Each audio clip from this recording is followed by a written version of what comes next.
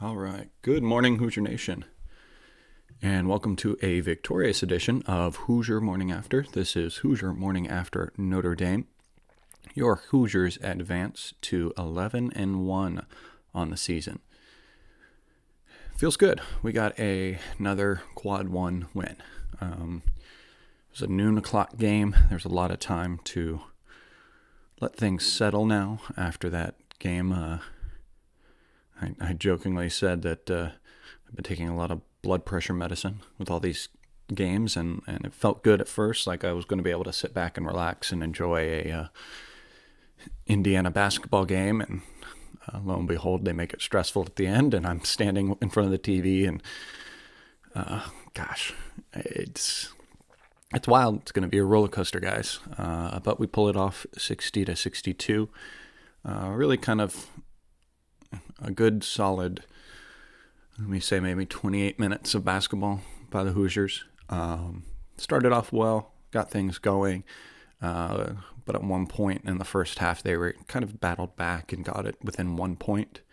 And it was the Indy players, Brunk and Armand Franklin, even at that point in the game, that their offense, some 3 points made by Armand and some good tough play down low from Brunk that helped push our lead back out and brought us to where we stood at half, which was Notre Dame 23, Indiana 34.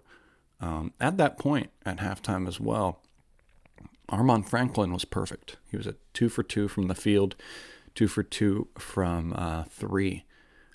I will contribute a lot of his success yesterday to the fact that he played off the ball. That's the kind of player he is, and where he should be playing. He's had to play on the ball a lot more because of injuries and because of what the team is dealing with. But he is more of a two guard, and he was able to show that skills yesterday. Can't say last night, yesterday, because he was able to be relaxed. He was able to let the game come to him. And that showed in his game. He was moving around good off the ball. He was able to get open, accept the ball when he needed to, and just play a lot more relaxed. He looks the most relaxed out there of anyone.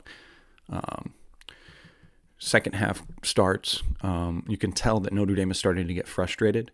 There was one of the first plays, Notre Dame fouled on a miscue on offense.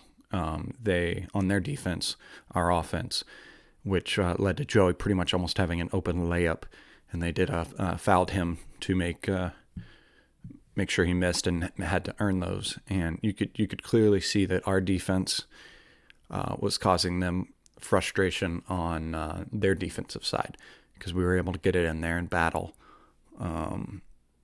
They looked tight, they looked defeated, they looked like they didn't want to be there, which was great to watch. That was when it became really fun, because that's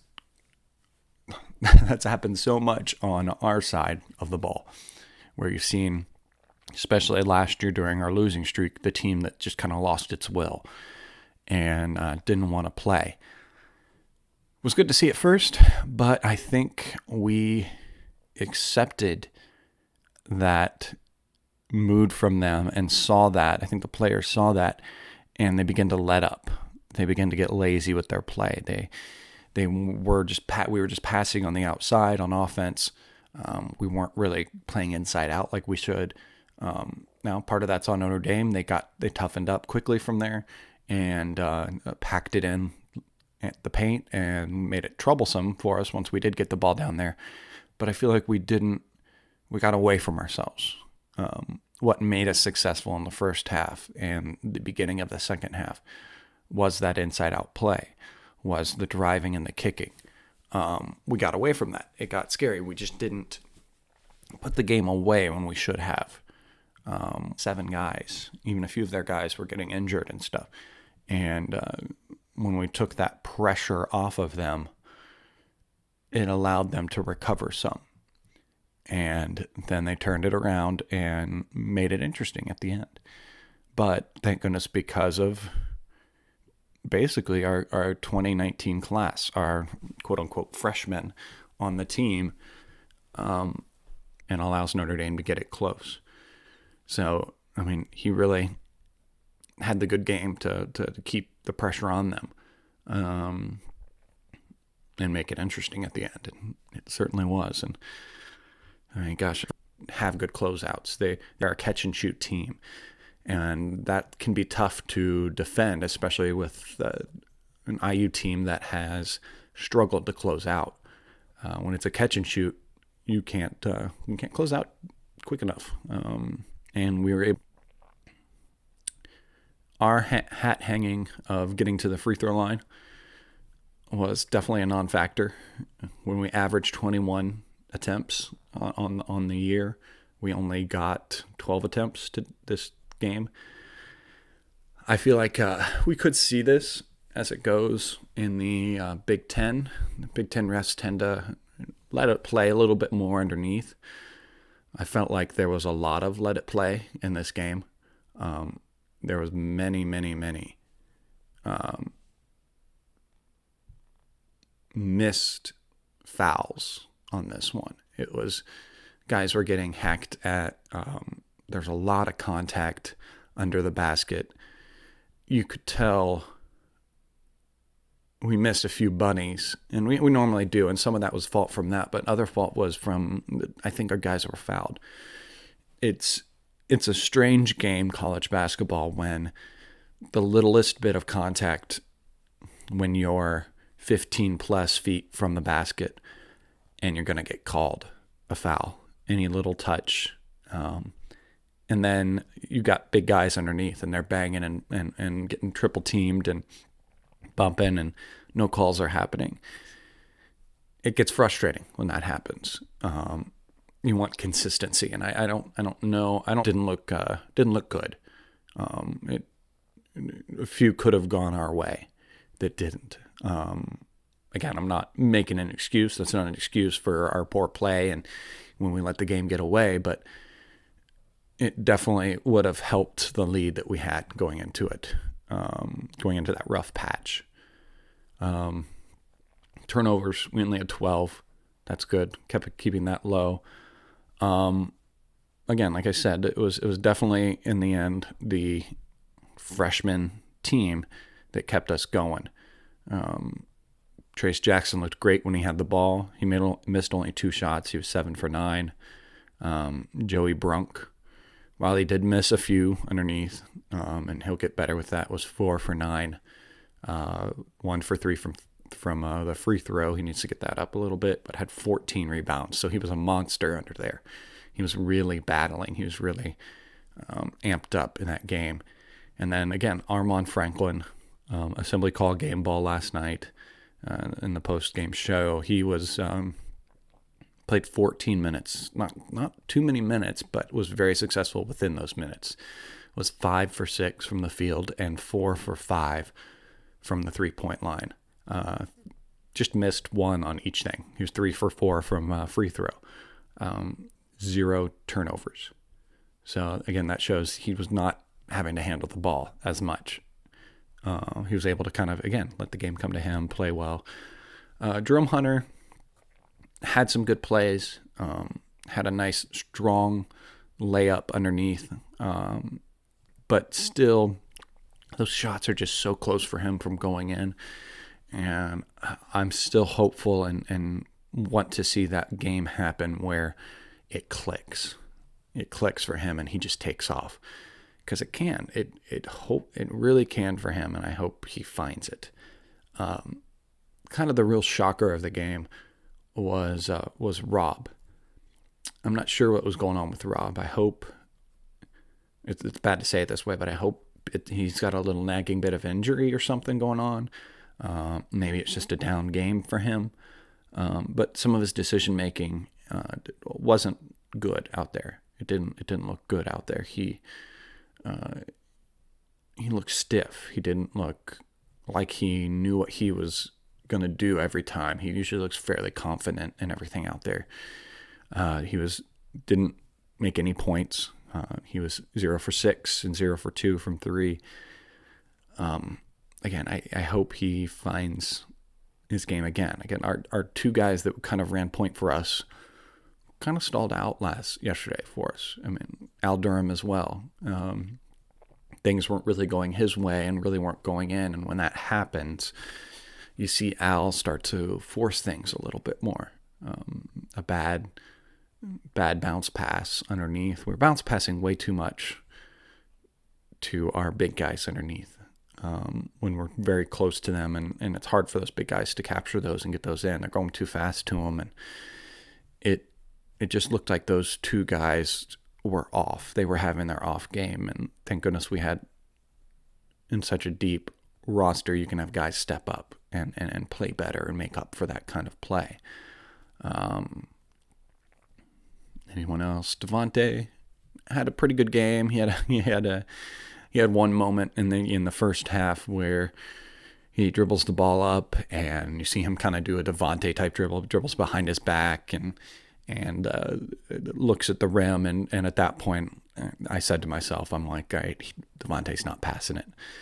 Devontae's going to go to the rim. Devontae wants to score on this, and sure enough, that was when Devontae forcingly tried to get in there, and he had made up his mind, and that was when he got rejected, and they got points on a fast break, and ran back, and it's comical to see. It's aggravating to see.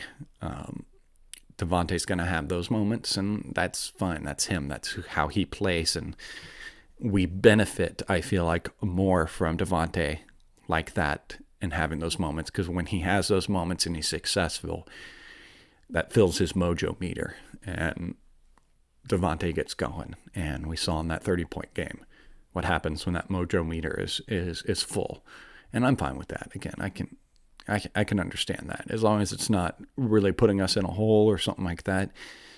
If that's attempts he needs to do, that's great. He needs to get out there and try that. Speaking kind of fast break points, we're normally a little bit better on the fast break. Our defense to offense is usually a lot better. I think Notre Dame did a good job of getting back and slowing us down on those, not allowing us to really make those kind of points happen. But again, points on the paint, over half, 34 points of our points were from that, and so that's understandable. That's what we're gonna hang our hat on, and is our play underneath our big guys. They do a good job. So yeah, I think again overall a pretty good game. I want Jerome to find his game. Duran had some foul trouble. Didn't do the greatest. I think, again, I don't think he saw too much more play because he was Joey was playing so well, and then him getting into foul trouble basically made that happen. Race struggled in the few minutes that he got in there. He looked very lost on the block. He is usually very aggressive on the block, is able to find something and get things going, and he is a guy that should be good on the block. He's strong, he's forceful, and he had a moment where he had the ball and his player against him. He tried a move or two, and then he seemed to get lost. He seemed to get frustrated, and he I think he coughed off the ball. I think it ended up into a turnover. Guys just weren't coming over to help him, and I think that was enough for coach, and he sat, and we didn't really see. We didn't see at all Race for the rest of the game. Yeah, Johnny, I see what you say. Duran, is he ever going to get out of fouls?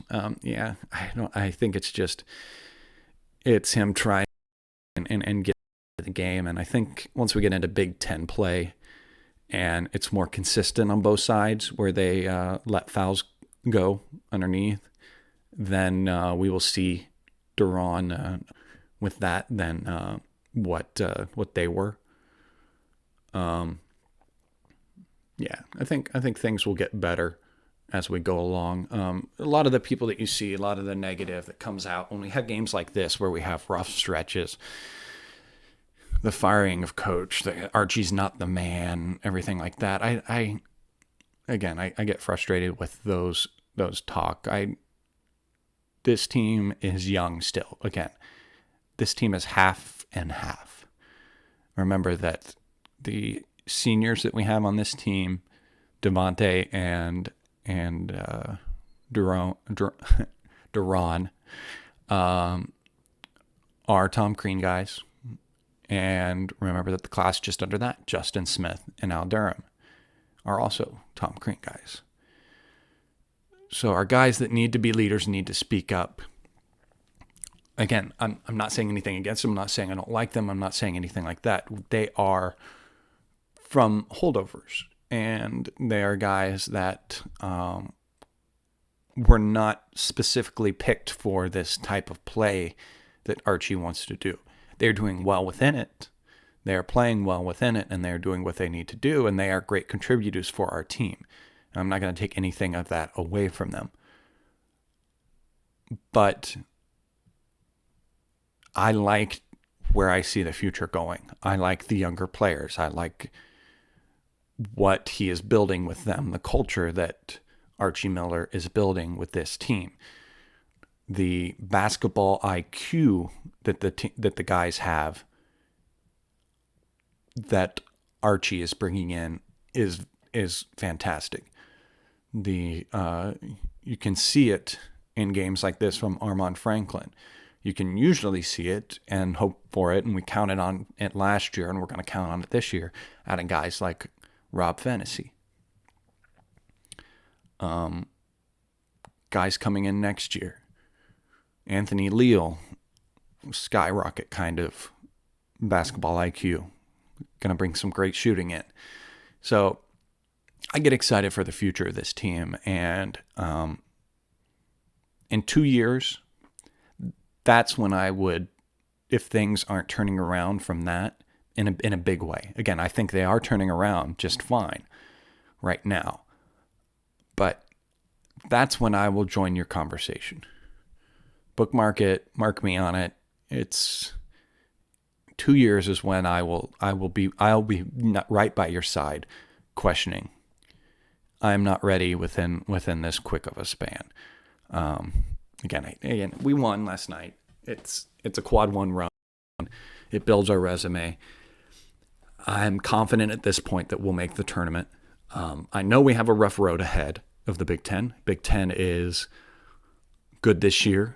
It's going to be a crazy ride for us. And we just got to be ready to accept it and be there to cheer on the guys. I'm going to be there through thick and thin, no matter what happens for this team. I'm excited for this team. I think ups and downs, again, I'm going to always be there. I'm going to always be there cheering on this team. And yeah, I think that's it. That's what I'm going to say for today. Like, subscribe on this YouTube channel. Again, you can always follow me on in Twitter at General Radwick. It's right there. Guys, have a wonderful day. Again, we've got a little bit of time off. We will be back in it. I think it's on the 29th at home against Arkansas there, but good opportunity again for others that don't get to go see games to possibly over the holiday go get to see an IU game. So, yeah, we will get going, guys. We will have hopefully a good win to finish off the non-conference, and then have a good New Year. Go Hoosiers in the Gator Bowl. I will be there, and then turn around and come back and dig our claws into the Big Ten season. So, thanks for watching, guys. Have a good day.